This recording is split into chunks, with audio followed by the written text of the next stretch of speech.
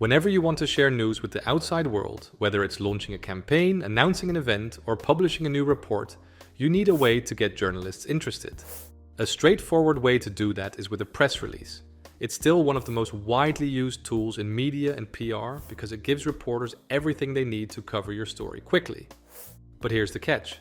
Journalists receive dozens, sometimes hundreds of press releases every single day.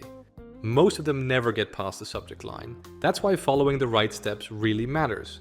If your press release is clear, well-structured and easy to use, you make a journalist's job easier and your chances of coverage increase dramatically. On the other hand, if it's confusing, too long, or badly timed, it will simply be ignored, no matter how good your story is. We'll go through the basics of how to write a press release, and just as importantly, how to release it in a way that gives your story the best chance of making the news.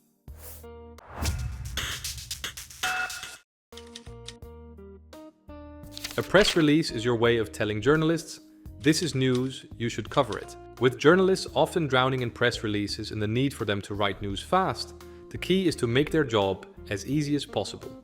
At the very top, always start with the release status.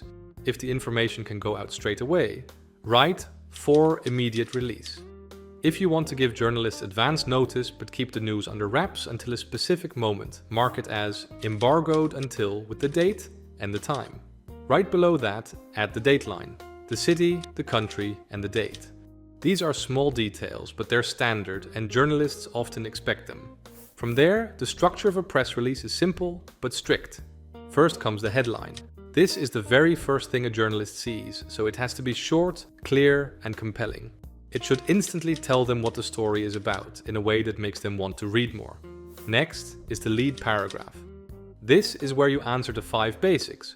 Who, what, when, where, and why.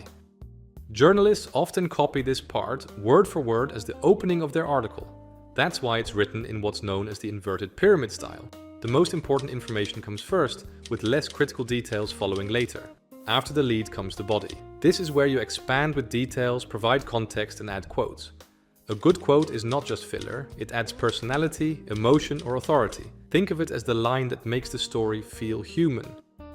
Then there's the boilerplate, a short, standard description of your organization or campaign that always goes at the bottom.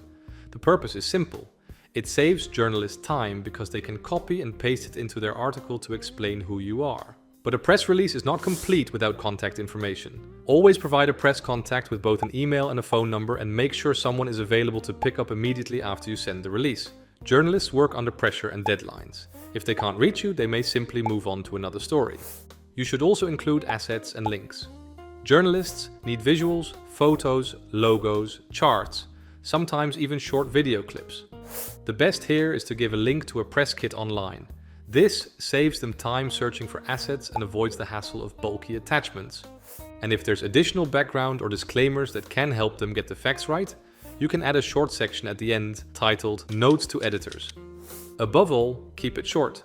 A press release should be no more than 1 page, around 300 to 500 words. Use plain, simple language, avoid jargon, and make sure it's easy to copy and paste directly into an article. The golden rule is this: the easier you make it for a journalist, the more likely your story is to get published. But of course, writing is only half the job. You also have to decide how to release it. There are 3 main approaches, and each has its own advantages. The simplest is to send it to all the relevant journalists on your list. Even here, timing matters. You'll get the best results if you send it in the morning and avoid moments when major news will overshadow your story. And what might seem obvious is worth mentioning. Always include a short, personal note above the press release rather than just blasting it out as a faceless attachment. Another approach is to offer exclusivity. Instead of sending it to everyone, you give one journalist or one outlet the story in advance. This gives them a scoop, which makes them more likely to run it prominently. In practice, you share the press release under embargo a day or 2 early so they can prepare their article ahead of time. But beware, once you offer exclusivity, you have to respect it. You can't send the story elsewhere until they've published. So make sure to confirm the conditions clearly in writing and stick to them. The third option is to organize a press event. This can be in person or online, but the idea is to invite journalists to hear the announcement live, ask questions, and gather their own quotes and visuals. This approach takes more work, is more expensive, and is not always realistic for small organizations. Journalists simply won't show up. But in certain cases, such as major launches or highly visual stories, it can add real impact. Whichever method you choose, the principles stay the same. Preparation is key. Define your core message, rehearse it, and make sure your spokesperson is media trained. Timing also makes a difference. So apart from the usual media cycles, make sure you pay attention to what is happening in the press so you are not immediately overshadowed. When it comes to delivery, be concise, stick to your main points, and allow a short Q&A so journalists leave with material they can use. After the release goes out, follow up, but do so politely. One reminder after a day or two is usually enough. If you can, add an extra value in your follow-up, like new images or a different angle, instead of simply repeating your original message. Finally, don't forget to measure the impact. Track which outlets covered your release, how they used it, and how audiences responded. Did they quote your spokesperson? Did they use your data or your visuals? Did the story generate engagement or links? Each press release is a chance to learn what works and to refine your approach for the next one. So, to recap, a press release needs to be short, structured, and copy-paste friendly. Once it's written, think carefully about how to release it. You can send it widely, offer it exclusively, or present it at a live press event. And whatever method you choose, preparation, timing, and follow-up are crucial. With the right mix of clear writing and smart organization, your press release won't just sit in an inbox. It will make the news.